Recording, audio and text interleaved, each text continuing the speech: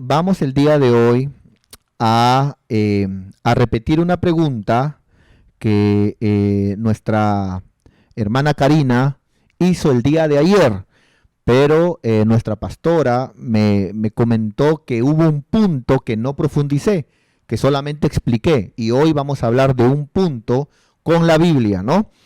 Por ejemplo, si se va a ver la... Muy bien, vamos a verlo en pantalla. Entonces tenemos la pregunta que ayer nuestra hermana Karina hizo, y la pregunta que ella nos hacía era acerca de la esposa de Noé, ¿no? Que se piensa que la esposa de Noé era madrastra de los tres hijos de Noé, ¿no? Ya respondimos que esas son, digamos, especulaciones, especialmente de libros apócrifos como el libro de los jubileos. Eso no es así, ¿no? Y bueno, y luego esa fue la primera pregunta. Luego la segunda pregunta que ella nos hizo fue acerca de Cam, ¿no? El hijo que Noé maldijo, ¿no es cierto?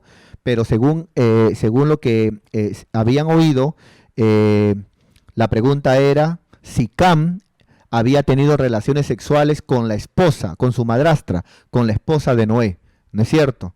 Y lógicamente que yo respondí que no, pero hoy voy a sacar Biblia, con la Biblia voy a responder esa segunda pregunta. Y la tercera, que también se hablaba, es que de esa unión de Cam y la madrastra de él, ¿no?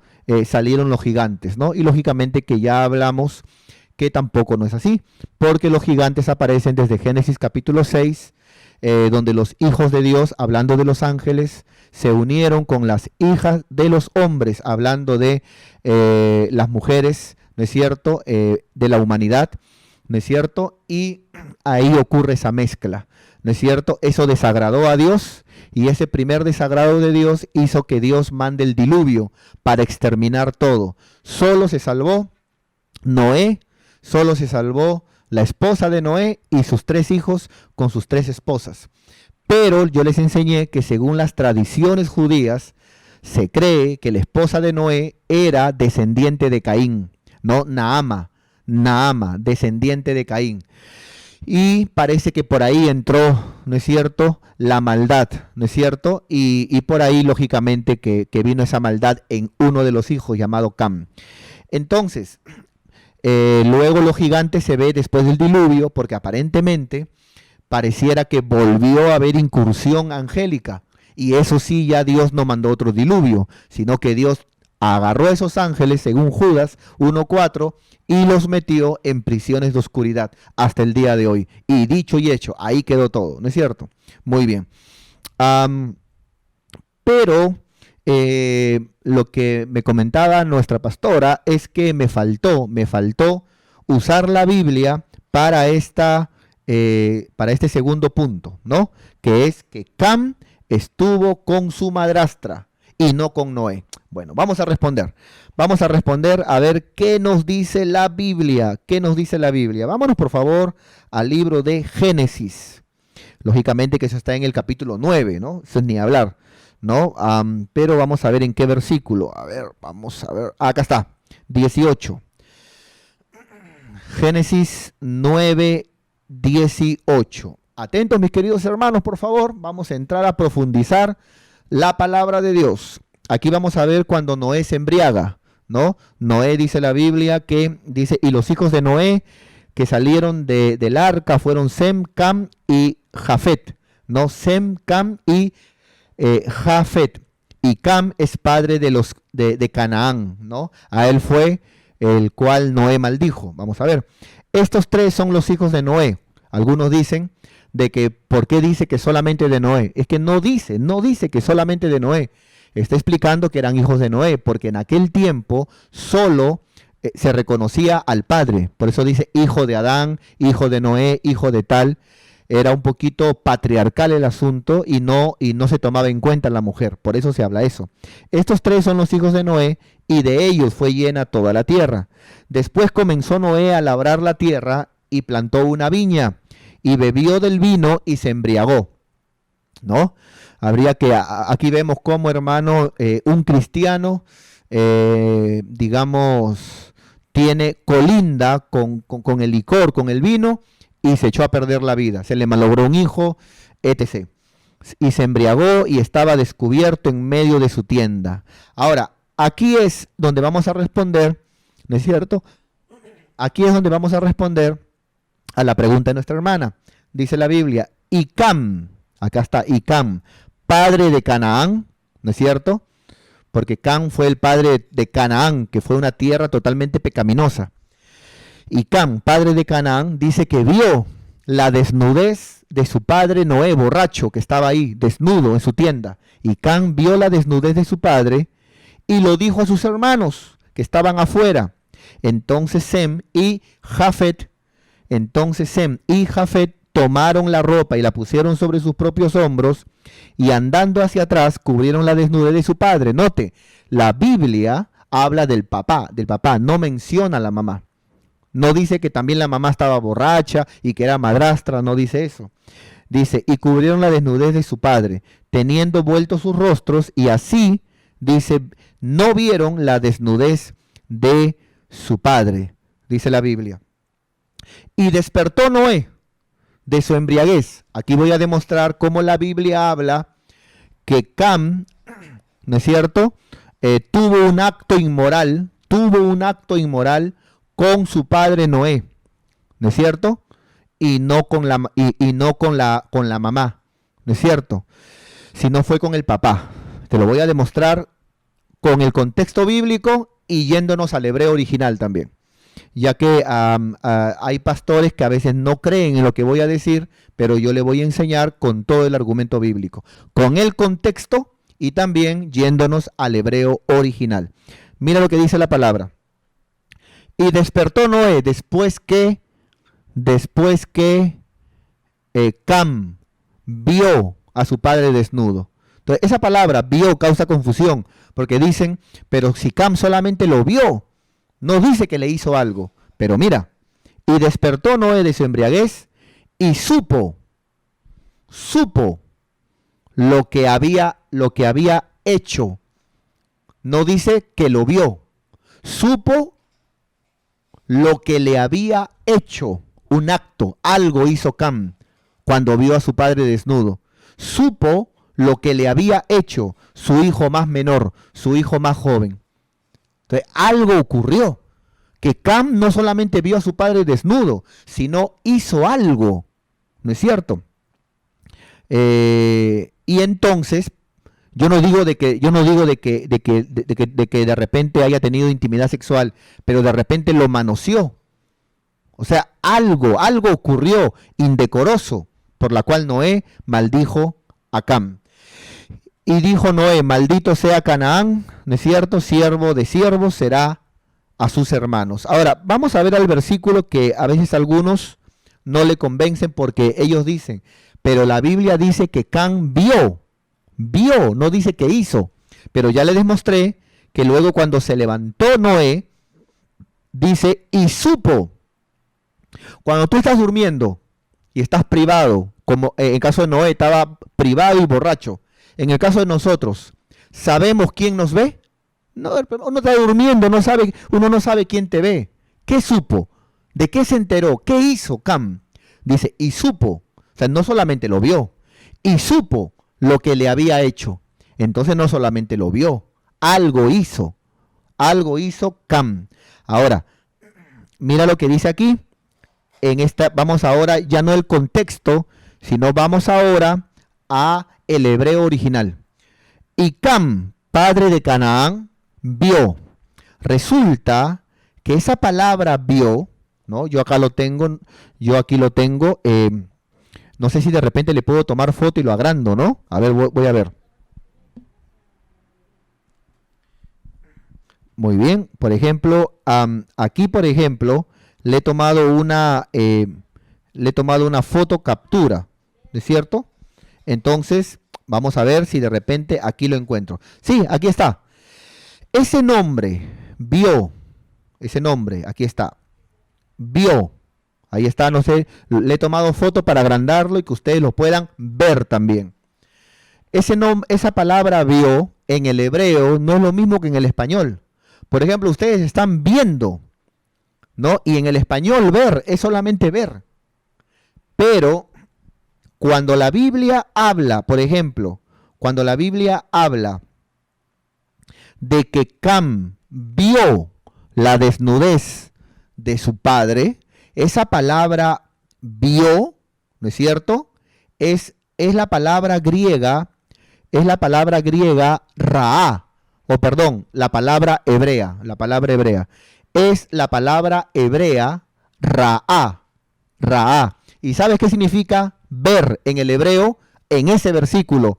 ¿Qué significa? Vio significa gustar.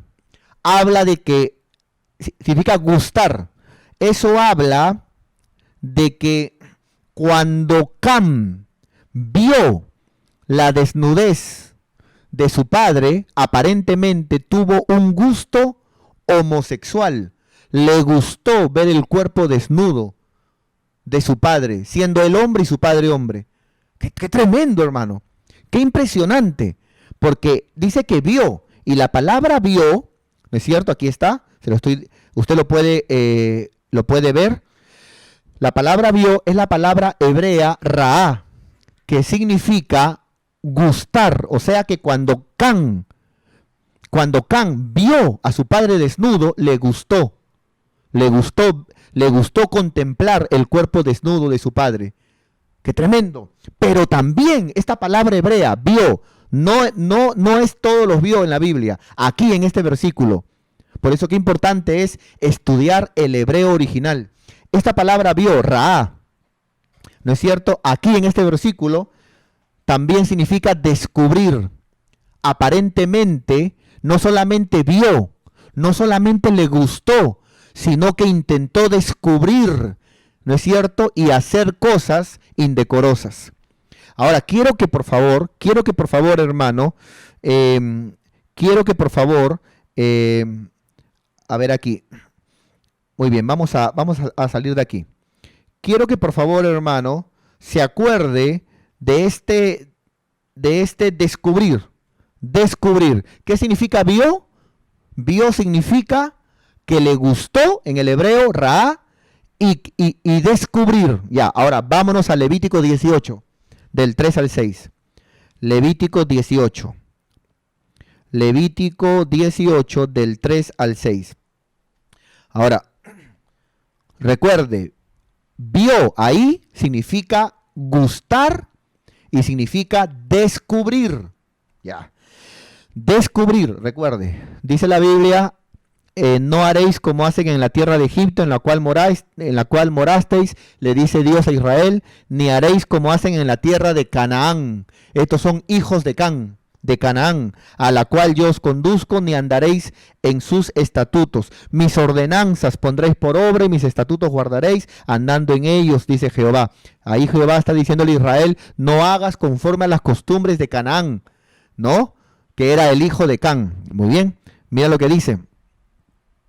Dice la Biblia, por tanto, guardaréis mis estatutos, no y mis ordenanzas, yo Jehová. 6, atento, recuerde que vio, ver significa dos cosas. Gustar, le gustó cuando vio, y descubrir, ¿no es cierto? Descubrir. En cambio, sus hermanos, ¿qué hicieron? Lo taparon a su padre, lo taparon. Pero ¿qué hizo Can? Descubrir, ¿no? Le dice Jehová, referente a Canaán, los hijos de Can. Ningún varón se llegue a parienta próxima. Ningún varón se llegue a parienta próxima. Esta palabra se llegue en el hebreo tiene que ver con relaciones sexuales. Lo que está diciendo es, ningún varón tenga relaciones sexuales con un pariente próximo. O sea, son costumbres de Canaán. Ningún varón se llegue a parienta próxima alguna para, mira qué palabra usa, ¿para qué? Hablando de tener relaciones sexuales, para raá, lo que hizo Can, para descubrir su desnudez, como en el caso de Noé, descubrir su desnudez, yo Jehová, nuevamente aquí, para descubrir su desnudez, dice que Can vio, del hebreo Raá, que significa gustar, le gustó, y significa descubrir, que es la palabra que usa Dios para decir no copien las costumbres de Canaán, ¿no es cierto? De tener relaciones sexuales con parientes, descubriendo, Raá en el hebreo, su desnudez. Impresionante, hermano. Solamente que cuando leemos en el español, ¿no es cierto? Cuando leemos en el español, no aprendemos, porque dice, no, pero vio, ahí dice que vio nomás. Pero cuando nos vamos al hebreo, ahí es donde nosotros podemos saber, ¿no es cierto? Muy bien, mis queridos hermanos. Aleluya, gloria a Dios. Entonces, vamos en este momento a continuar. Entonces, esa es la pregunta que terminamos de responderle a nuestra amada hermana Karina Bernuy, ¿no es cierto? Que lo expliqué ayer, pero ese punto no lo expliqué con Biblia. Muy bien, ahora sí, seguimos. Aquí, por ejemplo, nuestro hermano Luis Salazar nos hace la siguiente pregunta. Él dice, mi pastor, cuando uno quiere o siente orar por alguien, ¿puede imponer manos? Ya que tengo la duda, dice él, por lo que dice en 1 Timoteo 5:22. ¿O a qué se refiere ese versículo?, pregunta él. Gracias por su respuesta. Muy bien, vámonos entonces a 1 Timoteo 5:22. 1 Timoteo 5:22. Aleluya. Entonces, dice la Biblia, 1 Timoteo 5:22. Dice la palabra, pregunta, nuestro hermano Luis pregunta, ¿no es cierto? ¿Puedo imponer manos sobre alguien? De repente cuando siento, ¿no? De repente quiero orar por alguien, ¿puedo imponer manos? ¿No es cierto? ¿Puedo imponer manos? Porque tengo una duda referente a este versículo que parece que prohíbe imponer manos. Bueno, vamos a ver qué significa este versículo y qué nos dice la Biblia, ¿no? Porque no se puede hacer doctrina de un solo versículo. Hay que ver qué dice la Biblia. Muy bien, dice acá, 22. No impongas con ligereza. O sea, no impongas por imponer las manos a cualquiera, a ninguno, ¿no? Pero miren qué contexto lo dice. Ni participes en pecados ajenos. Consérvate puro. ¡Ah, Padre Santo! ¡Aleluya! Aquí mismo lo interpreta, pero vamos a usar el contexto. Versículo anterior. Aquí Pablo le dice a Timoteo, te encarezco delante de Dios y del Señor Jesucristo y de sus ángeles escogidos, que guardes lo que yo te enseño, sin prejuicios, atento, dice ahí, no haciendo nada con parcialidad. O sea, esa palabra parcial significa no haciendo nada con preferencia. O sea, tú como pastor, le dice Pablo a Timoteo, ¿no es cierto? No andes regalando cargos. No llames a alguien siervo de Dios y lo unjas, ¿no es cierto? Por ejemplo, a ver, tú vas a ser de repente profeta cuando tú sabes que no cumple los requisitos de un profeta de Dios. Ya tú vas a ser evangelista porque tú sabes de que no cumple con los requisitos bíblicos. Ya tú vas a ser pastor porque de repente se abrió una obra ya y te vas, ya pastor. No, hermano, no impongas la mano con preferencias. Y mira cómo lo dice. No impongas, porque aquí tiene que ver con no solamente imponer como un ministro hace, sino tiene que ver con, por ejemplo, imponer manos, ¿no es cierto? Dándole a alguien un privilegio cuando sabemos que no está bien y que no es correcto. Pero lo hacemos de repente porque es mi amigo, lo hacemos de repente porque es mi hijo, ¿no? Es mi hija, o de repente es el que más diezma en la iglesia, o de repente es o como se va a ir de la iglesia, mejor le doy un cargo para que se quede. No, hermano. Ahí dice, en ese sentido, no es que la Biblia prohíba imponer manos, ¿no es cierto? La Biblia le está diciendo a Timoteo como pastor, ¿no es cierto? No regales cargos, como le pasó, por ejemplo, a Elí con sus 2 hijos, que Elí, sabiendo que sus 2 hijos estaban en pecado, Elí permitía bajo su cobertura que sigan siendo sacerdotes. Eso no lo hagas, le dice Pablo a Timoteo. No impongas con ligereza las manos a ninguno, regalando cargos o sabiendo que está en pecado, que está en desorden, pero tú lo quieres honrar con un cargo. No hagas eso, participando en pecados, dice la Biblia, participando en pecados. O sea, eso no es correcto, no es correcto.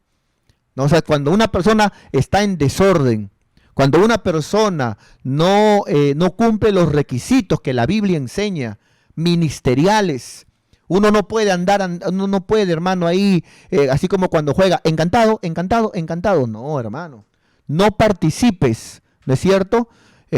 Regalando cargos en pecados ajenos, cuando yo no lo llamé, dice Dios, o cuando está en pecado, en desorden. Consérvate puro, consérvate puro. En ese sentido lo dice. Aquí es una exhortación ministerial del apóstol Pablo al pastor Timoteo. Referente a tu pregunta, hermano, si de repente sientes imponer manos sobre alguien, si está bien o no está bien, orar imponiendo manos sobre alguien, yo te voy a decir qué dice la Biblia y luego te voy a dar un consejo. A ver, ¿qué dice la Biblia? Ahora sí, vamos a Marcos. Esto lo dice el Señor. Marcos 16:15. Esto lo dice el Señor, ¿es cierto? Mira lo que dice el mismo Señor Jesús. A ver, vamos por acá. Acá está. Dice 18. Marcos 16:18. Dice la Biblia. Y tomarán en las manos serpientes, dice el Señor, aquellos que creen. Cuando beban cosas mortíferas, no morirán. Usted sabía, hermano, que Bruce Lee murió porque lo envenenaron. Si Bruce Lee hubiera sido un siervo de Dios, hubiera comido y no hubiera pasado nada. Y la gente que lo envenenó hubiera dicho, ¿qué pasó aquí? Ah, es un hijo de Dios, no le pasó nada. Entonces la Biblia dice acá, tomarán en las manos serpientes y si bebieren cosa mortífera, no les hará daño. Y luego atento con lo que dice, sobre los enfermos pondrán manos y sanarán. Entonces, la Biblia habla, por ejemplo, de imponer manos sobre los enfermos. Así que si tú, por ejemplo, tienes un amigo, un familiar que está enfermo, no es pecado imponer manos si tú sientes hacerlo. No está mal orar por alguien. Si tú ves que alguien quiere entregar su vida a Cristo y tú sientes, ¿no? Señor, usa esta vida, Padre, no está mal. Si un hermano apartado se quiere reconciliar con Dios y tú sientes por el Espíritu, Señor, ten misericordia de esta vida, recíbelo, no está mal imponer manos. Lo que está mal, según el versículo que tú me has mencionado hace un momento, es que los pastores impongan manos regalando cargos. ¿Es cierto?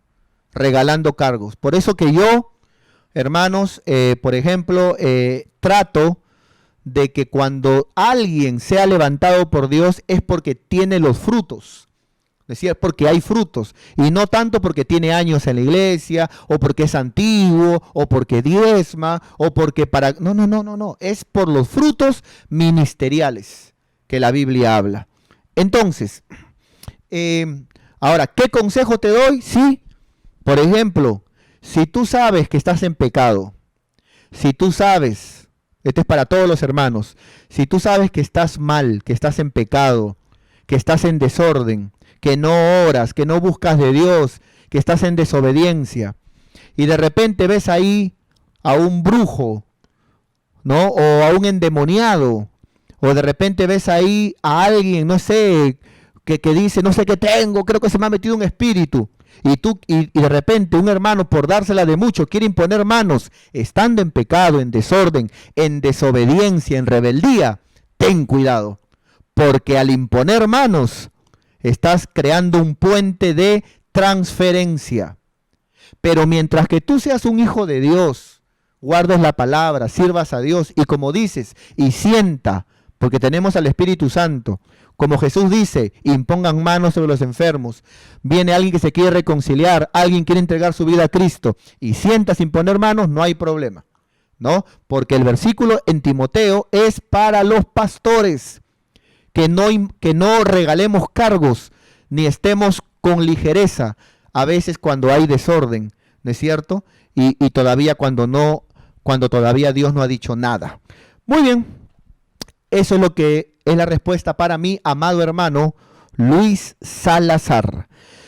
Gloria a Dios. Seguimos. Siguiente pregunta, mis queridos hermanos. Y ahí vemos que nuestro amado hermano Ángel Ruiz, del anexo de Pachacútec, nos pregunta de la siguiente manera.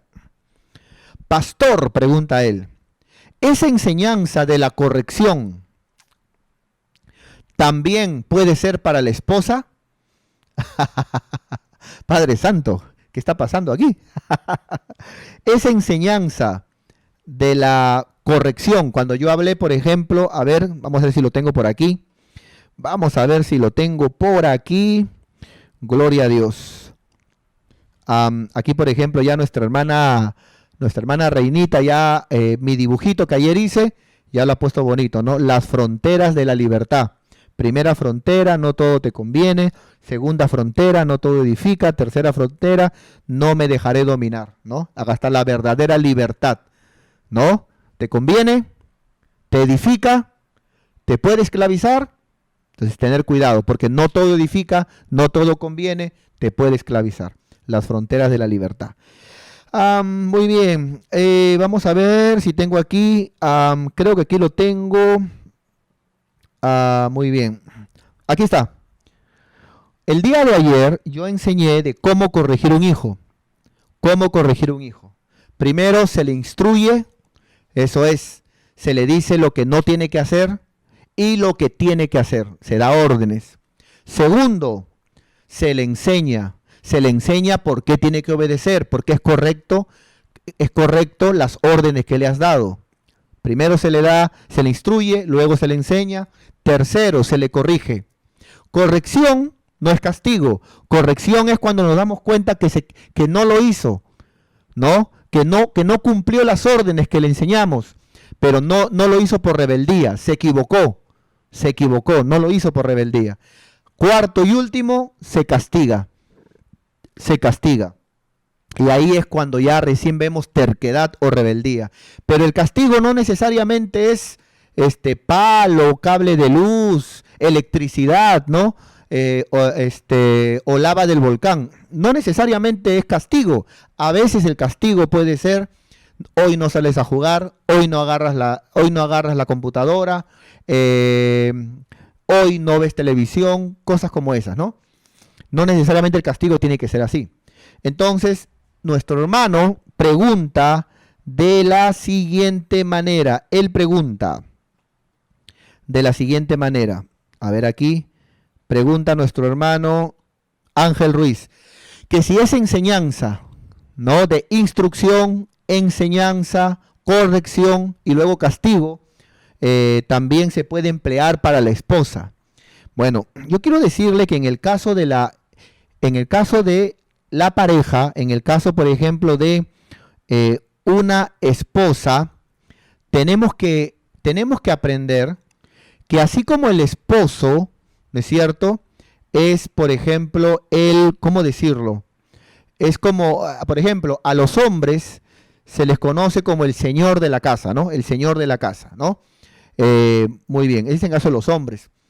Pero, por ejemplo, a las mujeres también, cuando les preguntan, ¿no? ¿Y usted qué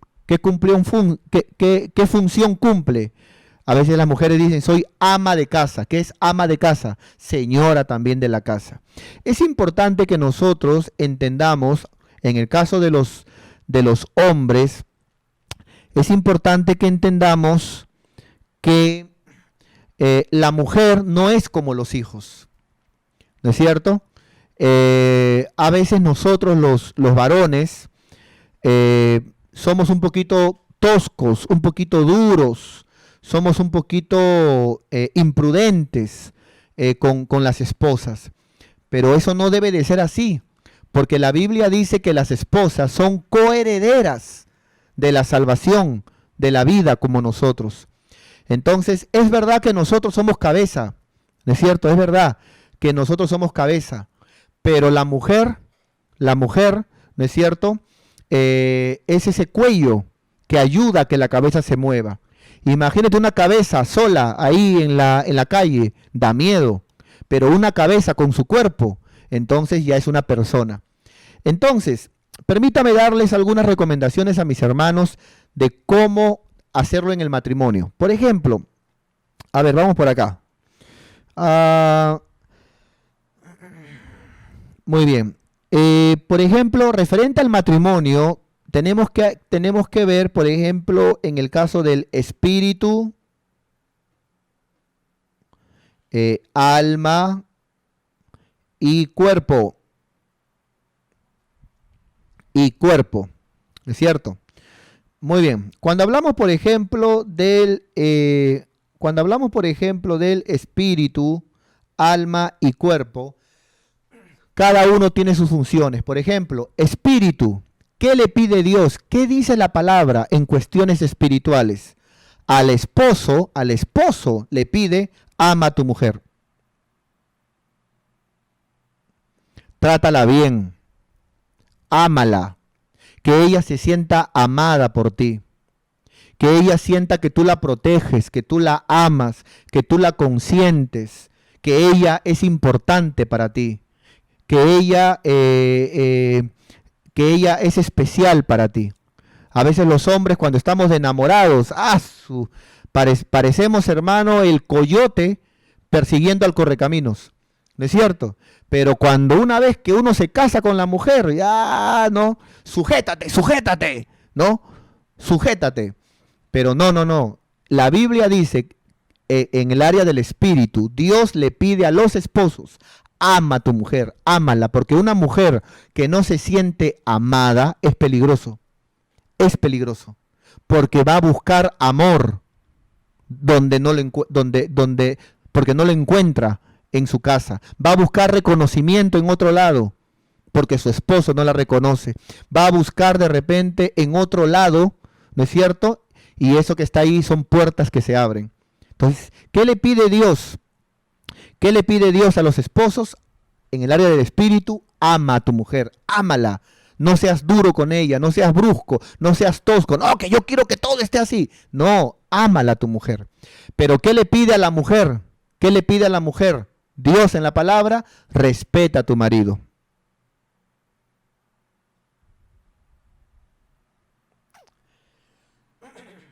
¿Qué le pide Dios a la mujer? Respeta a tu marido. Entonces está la mujer, por ejemplo, le grita al hijo mayor, ¿no? Ya te he dicho, a tu cuarto. Al hijo menor, pásame la correa, que vas a ver cómo te doy en la cara. Viene Firulais, fuera Firulais. Viene tu marido, tú te me callas. No, pues hermana, la Biblia te manda que respetes a tu esposo. ¿Cómo quieres que tu esposo te ame, te trate bien, si tú no lo respetas? No hay nada peor, hermano, que un esposo que no se siente valorado y respetado en su casa. Hay hombres que prefieren estar, hermano, en la calle, con los amigos jugando pelota, o que prefieren estar metidos en la iglesia, porque ahí ellos sienten que lo respetan al menos. Porque en la casa la hija lo grita, porque en la casa la mujer lo trata como a Firulais. No, entonces, ¿qué le piden en el espíritu? Les estoy enseñando, hermano. Estamos ahorita en consulta pastoral. ¿Qué le pide espiritualmente?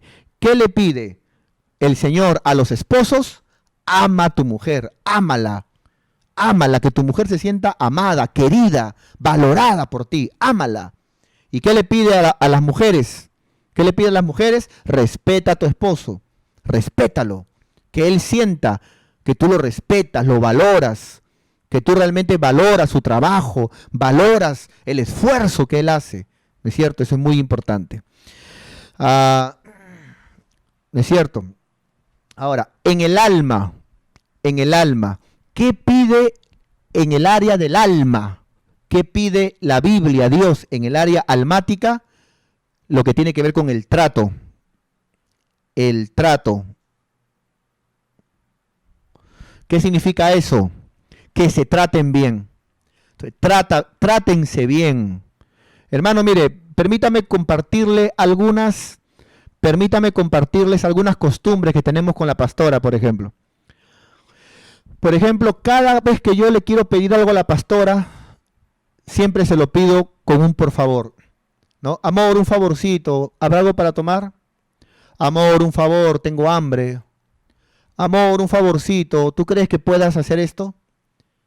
O sea, mira, siempre o sea, es como que le pido, ¿no? Amor, un favor. Y siendo yo su esposo, ¿ah? Y cuando ella me atiende, por ejemplo, ya, ahí está, amor, sírvete. Siempre yo le digo a ella, gracias, amor, gracias, amor. Acabo de comer todos los días, la miro, gracias, amor. Ella de repente ha preparado algo, gracias, amor. ¿No es cierto? Siempre le agradezco. Entonces ella se siente, pues, ¿no? ¡Asu! ¡Qué tremendo! Dice, ¿no? ¡Qué tremendo! Mi macho men. Dice, siempre me agradece, me reconoce, me siento valorada, me trata bien. Entonces, cuando tú tratas a una mujer como una reina, es indudable que ella te va a tratar a ti como un rey. Pero si tú tratas a tu mujer como una esclava, como una mendiga, es indudable que ella, del trato que aprende y que recibe, lo mismo va a hacer. No está bien, pero es un asunto de espejo, ¿no? Entonces, es importante que tengamos eso, ¿no? Ahora, igual también nuestra pastora también tiene un trato conmigo también muy especial, ¿no? Un trato muy, muy especial. Por ejemplo, yo, hermano, los hermanos de la iglesia, a mí me tratan con mucho respeto. Los hermanos, las hermanas, los líderes, a mí me tratan, pero, pastor, tome asiento, pastor, sírvase. Pastor, me tratan a mí, de verdad que yo les agradezco mucho por todo el amor que me dan y el trato que me dan. Pero quiero decirles que la pastora, no, mi esposa, me trata mejor. Me trata mejor. Ese buen trato tiene que haber en los matrimonios. Entre ustedes, trátense bien, trátense bien. Y referente al cuerpo, bueno, ya ustedes saben, ¿no? Ya para qué hablar ya, ¿no? En el área del cuerpo, ¿no? Que tiene que ver todo lo que es trabajo, que tiene todo lo que ver con lo que es dinero, que tiene también el área íntima, ¿no es cierto? Que son cosas que tienen que ver también en el área física, que es el área del cuerpo, ¿no? Esa es mi recomendación para mi amado siervo de Jehová de los ejércitos, el angelito de Pachacútec. Muy bien. Seguimos entonces. Siguiente pregunta, por favor. Ahí nuestro hermano también de Pachacútec. Pachacútec está conectadísimo, ¿ah? Ahí mi hermano Darwin Clavijo, pregunta él ahí. Mi pastor, pregunta él. ¿Y qué hay de aquellas mujeres, ¿no? Yo supongo que cristianas? Porque ¿qué hacemos nosotros opinando de las mujeres de afuera? Cada uno dará cuenta de sí. Nosotros tenemos que, a las de adentro, a ellas tenemos que enseñar la palabra.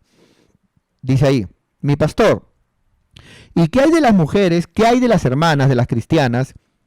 ¿No? A ver, mi pastor, ¿y qué las mujeres se hagan huequitos en plural? Huequitos, ¿no? En la oreja, para ponerse aretes en plural. ¿También es normal según la Biblia? Muy bien, vamos entonces a responder. Mire mi hermano Darwin Clavijo. Hay congregaciones donde tienen una doctrina de llamarle diablo a todo le llaman diablo. Entonces de repente hay una hermana que se peina, se arregla, ¿no es cierto? Se echa un poquito de algo, diablo, Satanás, perdió la salvación, ¿no es cierto? Y cosas como esas. Y es lamentable, ¿no? Es lamentable porque ciertamente hay dos extremos en la Biblia, ¿no es cierto? La Biblia dice, mira que te mando, que te esfuerces, que seas valiente, no te apartes ni a derecha ni a izquierda, sigue el camino, ¿no? Este es el camino. Aquí está, por ejemplo, a ver, vamos a poner acá, la Biblia, ¿no? Lo que yo enseño, el camino, lo que dice la palabra, ¿no? Pero hay un extremo, y uno de ellos es, por ejemplo, la religión. La religión. Pero otro extremo es, digamos, el libertinaje. Referente, por ejemplo, a la ropa. ¿Qué enseña la religión? que la mujer no puede usar, ¿no? Que la mujer no puede usar el jean porque la Biblia dice no jean, dice la Biblia, no jean. Que la mujer no puede usar pantalón, que la mujer no puede usar buzo, que la mujer no puede, así dice, así enseña. La Biblia no enseña eso. Lo que la Biblia enseña es lo que te pongas que no te apriete. Úsalo con decoro, con pudor y modestia. Aunque se le ve lindo a una mujer cuando usa sus falditas, ¿no? Es lo mejor, ¿no es cierto? Pero hay trabajos donde no es así. Pero la religión dice, no, quien hace eso no es cristiana. O sea, de frente mandan al infierno. ¿No es cierto? Quien hace eso perdió la salvación. Como que si la salvación dependiera, ¿no?, de algo que te pones y no de lo que Cristo hizo en la cruz del madero. Bueno, pero también está el otro extremo, que es el libertinaje, donde ya las cristianas se ponen jeans apretados, caminan con el chicle apretado, así van a la iglesia, o si no se ponen sus vestidos de candy para ir a la iglesia, pero luego al trabajo, cuando están en la calle, se visten, pero peor que mundanas. Entonces, es el libertinaje. Entonces, no, la Biblia enseña, no, ni religiosos ni libertinos. No, lo que la Biblia dice, con decoro, con pudor y con modestia. Ahora, tu pregunta es, ¿qué habla la Biblia con aquellas hermanas que se ponen varios huequitos en la oreja para ponerse varios aretes? Que eso no es decoroso. Pero si una hermana tiene su arete, gloria a Dios, no hay ningún problema. Si una hermana tiene su aretito, gloria a Dios. De repente un hermano dice, no, eso es del diablo. Para ti es del diablo. Y si estás en una iglesia donde tú piensas que eso es del diablo, quédate en esa iglesia donde tú crees que eso es del diablo. ¿No es cierto? Pero eso no dice la Biblia. La Biblia dice que la mujer se decore, y la palabra que la mujer se atavíe, y la palabra atavío significa arreglarse y decorarse. Entonces tiene que ver, entonces si una mujer de repente, ¿no? Y no lo digo porque de repente la pastora use arete, o de repente reinita o perlita, porque ni la pastora tiene aretes, ni usa aretes, ni tampoco reina, no tiene, ni tampoco perla, ¿no? O sea, no lo digo porque de repente mi familia, no es por eso. Pero si una hermana tiene su aretito, gloria a Dios, aleluya, no hay ningún problema. Pero de ahí a que se haga 7 huecos, 5 huecos, ¿no es cierto? Y que de repente se llame Gregoria y se ponga acá Gregoria, ¿no es cierto? O se llene la oreja de aretes, eso es indecoroso, eso ya es irte a las modas, eso no es correcto y eso no está bien, ¿no es cierto? Entonces, eso es lo que puedo responderle a mi querido hermano que nos pregunta que hay de aquellas mujeres que tienen varios huequitos en la oreja y que se ponen varios aretes. Que si son mundanas, que hagan lo que quieran, pero si son cristianas y al menos quieres usar un aretito, bueno, quédate con un huequito, ¿no? Con un huequito, cómprate un poco en la ferretería, cómprate un poco de yeso, un poco de cemento, ahí tarrajéate ahí los demás huequitos que tienes, ¿no es cierto? Quédate con un solo huequito y ahí ese huequito, ahí usa tu aretito, no hay ningún problema, pero de ahí a llenarte toda la oreja de aretes no es costumbre de cristianas. O sea, no edifica, no ensalza a Dios, ¿no es cierto? No es correcto. Muy bien. Seguimos entonces, mis queridos hermanos. Siguiente pregunta. Padre Santo, ¿qué está pasando? Esto está poderosísimo. Ahí nuestra sierva Elsa Barreto, nuestra amada predicadora Elsa Barreto, aquí ella pregunta de la siguiente manera. Y esta pregunta ella la hizo cuando enseñamos que la única causal enseñada por el mismo Jesús en la Biblia es el adulterio. O sea, un acto de fornicación, un acto sexual, ¿no es cierto? Eso, dice la Biblia, que es la única causal para un divorcio.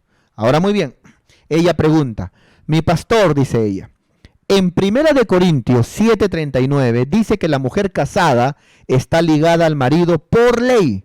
La mujer casada está ligada al marido por ley mientras vive. Si el marido muere, entonces queda libre. Es como que una pregunta, ¿no? ¿Cómo es? Porque aquí pareciera que da a entender que la mujer no puede dejar al marido hasta que se muere el marido. Por ley, dice la Biblia. Vamos a analizar ese versículo.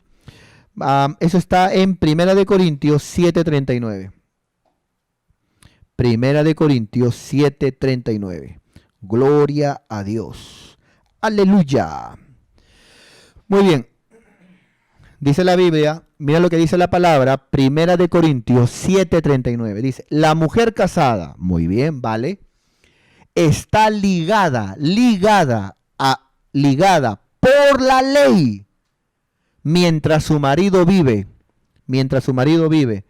Pero si su marido muere, entonces ella es libre ya para casarse con quien ella quiera, con tal que sea en el Señor.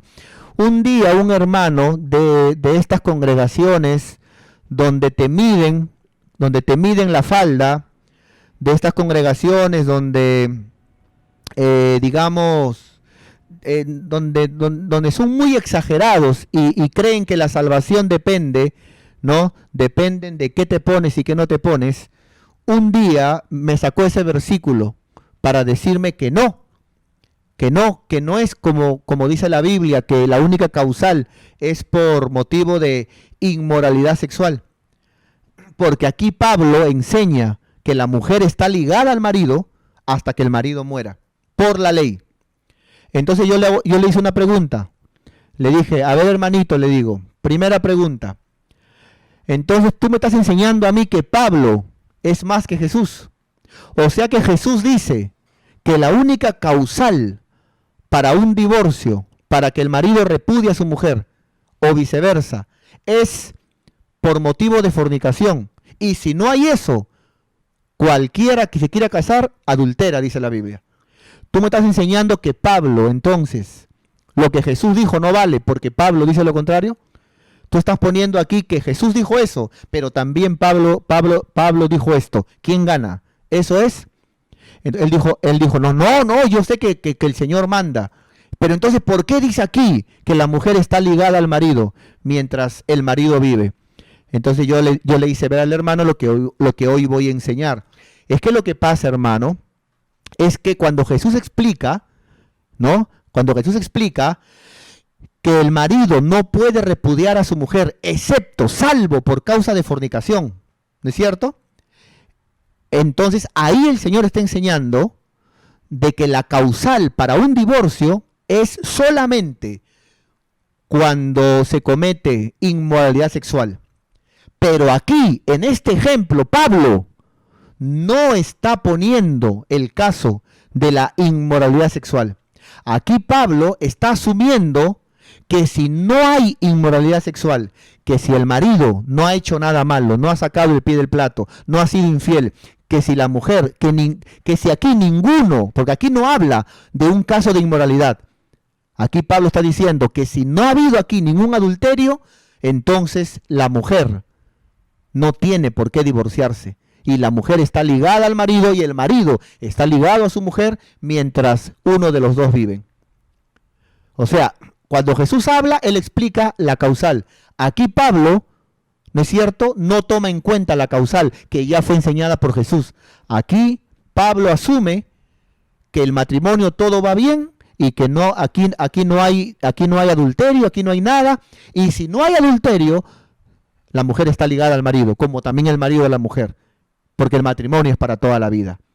Entonces, aquí no es que Pablo está contra Jesús y Jesús contra Pablo. Aquí Pablo explica que mientras que todo vaya bien, no hay motivo para divorcio. El matrimonio es para toda la vida. Pero Jesús enseña que solamente puede haber divorcio si hay pecado de inmoralidad sexual.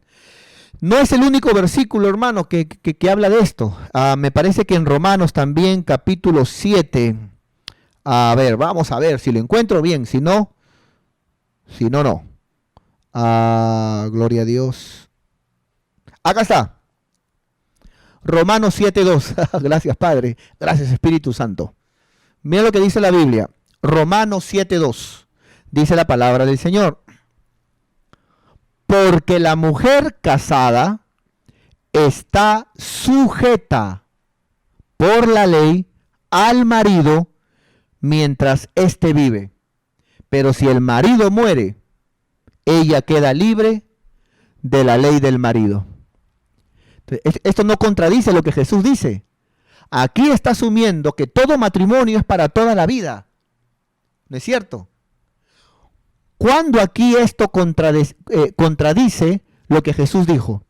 Cuando aquí Pablo, imaginemos que Pablo escriba, porque la mujer casada está sujeta por la ley al marido mientras éste vive. No importa si hay adulterio, no importa si el marido saca el pie del plato, no importa si hay caso de inmoralidad. La mujer, no importa lo que pase, está sujeta al marido mientras éste vive. Y solamente si el marido muriere, la mujer queda libre. Si dijera así, entonces sí hubiera contradicción con lo que Jesús dijo en Mateo 5:32. Pero no. Mateo 5:32, Jesús habla del matrimonio, ¿no es cierto?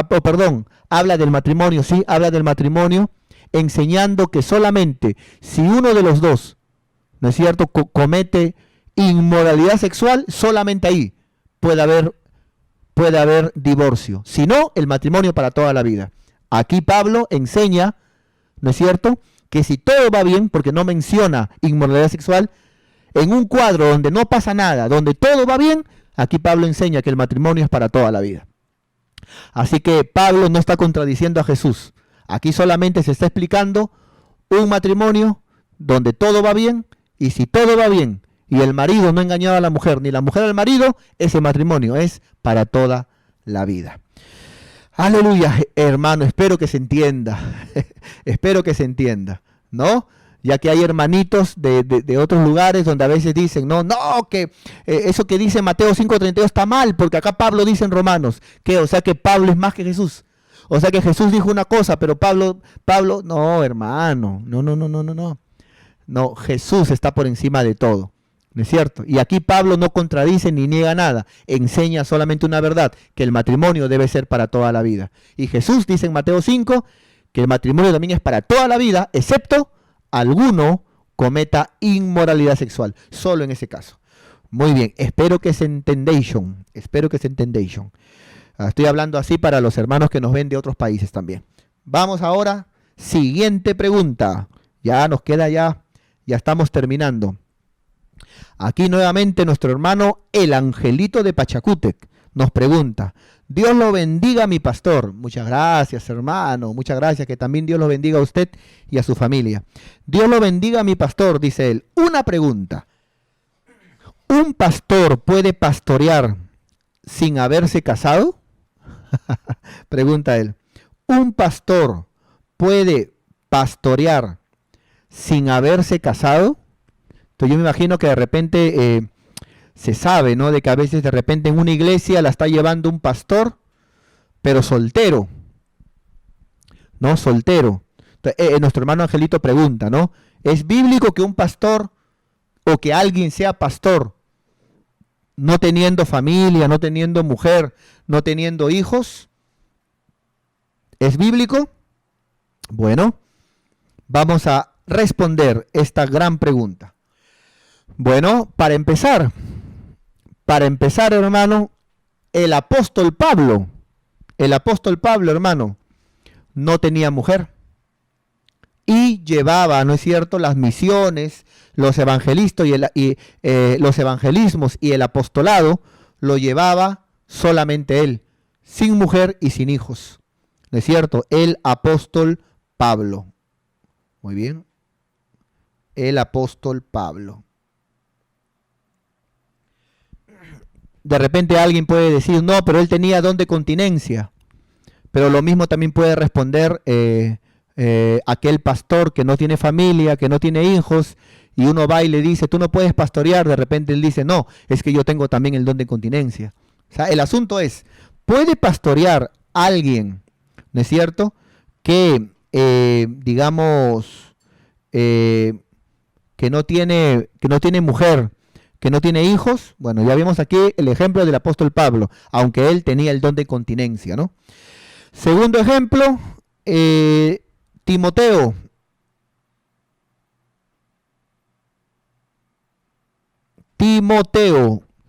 Cuando leemos a Timoteo, no se habla de Timotea, no se habla de los timoteitos. Se habla de Timoteo como un joven pastor, pero que aparentemente no tenía familia, no tenía mujer, no tenía hijos. Entonces Timoteo. Otro caso, uno más. Otro caso, aparentemente también, otro caso, podemos verlo aquí, que es Tito. Tito también es un discípulo de renombre del apóstol Pablo, y él tampoco. No se habla que había una Tita o que habían tititos, sino que eran siervos, aparentemente, que llevaban la obra sin carga familiar, sin una mujer y sin hijos. Entonces, ahora sí, aquí viene mi respuesta. ¿Es cierto? Yo considero de que un pastor joven o soltero puede pastorear, de repente tiene esa unción de ganar almas, va a un lugar, abre una obra, se llena una iglesia, porque usted sabe, hermano, de que cuando alguien tiene llamado de pastor, la unción que le sigue al pastor son las ovejas. ¿Cómo sabemos que alguien tiene llamado a pastor? Porque de repente se le manda a un lugar y cuando se le manda a ese lugar comienzan a llegar las ovejitas y se llena el lugar. ¿Por qué? Porque es pastor. El pastor tiene la unción de las ovejas. Imaginemos que este joven en una congregación no tiene familia, no tiene mujer, no tiene hijos. ¿Puede pastorear? Sí, pero yo aconsejo de que debe de pastorear bajo la cobertura de un pastor principal. Bajo la cobertura de un pastor principal. ¿No es cierto? Bajo la cobertura de un pastor principal. Ese sería mi consejo. Entonces, para lo que es un pastor soltero. Un pastor soltero. ¿Es cierto? Mientras que ese pastor soltero tenga un pastor principal, entonces ese pastor principal lo va a coberturar, lo va a ayudar para que no caiga en fornicación, le va a aconsejar para que si se enamora haga las cosas bien, lo va a cubrir, ¿no es cierto? Le va a enseñar también aspectos matrimoniales que él no conoce porque él no tiene esposa. Le va a enseñar también aspectos de los hijos que él no conoce porque no tiene hijos. Entonces, todo pastor soltero no debería de llevar una obra solo. No debería de llevar una obra solo. Debería de llevar una obra bajo la cobertura de un pastor principal. Si no, es peligroso, hermano. De la misma forma también, si alguien hace una pregunta acerca de pastor, yo conozco una iglesia donde lo lleva una pastora, donde una mujer es la que lleva la obra. Bueno, mi consejo ministerial es que si de repente en una iglesia una pastora está llevando la obra, que esa pastora debe de estar bajo la cobertura. Cuando hablo bajo la cobertura, no hablo tanto de que pertenezca a una denominación, sino que debe de ser aconsejada, dirigida bajo un pastor principal. Eso no quiere decir que ese pastor principal, esa iglesia va a ser de él y que él va a tomar decisiones. No, nada que ver. Ese pastor principal no se mete para nada que ver de las iglesias. Él solamente aconseja, él solamente ayuda, cobertura a esa pastora. ¿No es cierto? Eso es muy importante, ¿no? Ya que a veces cuando una mujer lleva una obra, siempre hay a veces chismes, siempre hay reacciones almáticas que se resienten, o que no me dijo, que yo me dijo, que se fue de la iglesia, que se amargan, o que de repente un varón no se sujeta a ellas, porque yo que me voy a sujetar a una mujer. Pero cuando la iglesia sabe que su cobertura es un pastor, ¿no es cierto?, que la aconseja, ora por ella, la respalda, entonces eso es importante, ¿no? Eso es importante. Entonces, ese sería mi consejo, ¿no? Es peligroso cuando un pastor soltero lleva una obra, o cuando una pastora también solita lleva una iglesia, ¿no? Se levantan profecías, se levantan sueños, se levantan problemas, ¿no? Por eso dice la Biblia que la cabeza es Dios, la cabeza de Cristo es Dios, la cabeza del hombre es Cristo y la cabeza de la mujer es el varón. Es peligroso que una mujer, ¿no?, lleve sola una obra. Muy bien. Entonces, última pregunta, ¿no? Última pregunta, hermano, y terminamos. Última pregunta. Muy bien. Y ahí lo hace una hermanita llamada Francisca Pilar Albines, ¿no? Ella es una hermana de otra congregación, ¿no? Y lo que me asombra es que ella es fan destacado. O sea, ella es de otra congregación, pero es fan destacado. ¿Qué significa fan destacado? Que siempre comenta las prédicas, le pone me gusta a los videos, comparte la palabra y es de otra congregación. Mire, hermano, no es la única. ¿Y dónde están mis ovejitas que son mis ovejitas, ¿no? Qué tremendo. Bueno, seguimos. Esa es otra pregunta para responder otro momento. A ver, aquí por ejemplo, pregunta nuestra hermana Francisca. Pastor, pone ella, ¿no? Buenas noches. Mi consulta es, cuando un monto, yo supongo de que es un miembro, ¿no? Que es un miembro, ¿no? Debe ser, se habrá equivocado, debe ser un miembro. Ella pone, pastor, buenas noches. Mi consulta es, cuando un miembro, imaginemos que es un miembro, ¿no? No sé si está de repente ella conectada y nos pueda confirmar, ¿no? No creo que sea monto, debe ser miembro. Pastor, buenas noches. Mi consulta es, cuando un miembro viene de otra congregación, ¿es necesario llevar carta de recomendación de la otra congregación? ¿No es cierto? Pone ella, ¿no? Muy bien. Entonces, pregunta ella, cuando un miembro, ¿no es cierto?, viene de otra congregación, ¿es necesario que ella lleve carta de recomendación? Bueno, de verdad, hermana, yo particularmente le digo de que ese asunto de la carta de recomendación, uno, no está en la Biblia. Dos, puede servir, pero cuando somos de la misma misión, de la misma denominación. Ejemplo, la Gloria de Dios aquí en el Callao, hay la Gloria de Dios los Conos de Lima, hay la Gloria de Dios provincias, ¿no? Ancash y otros lugares más, la Gloria de Dios, por ejemplo, en los países.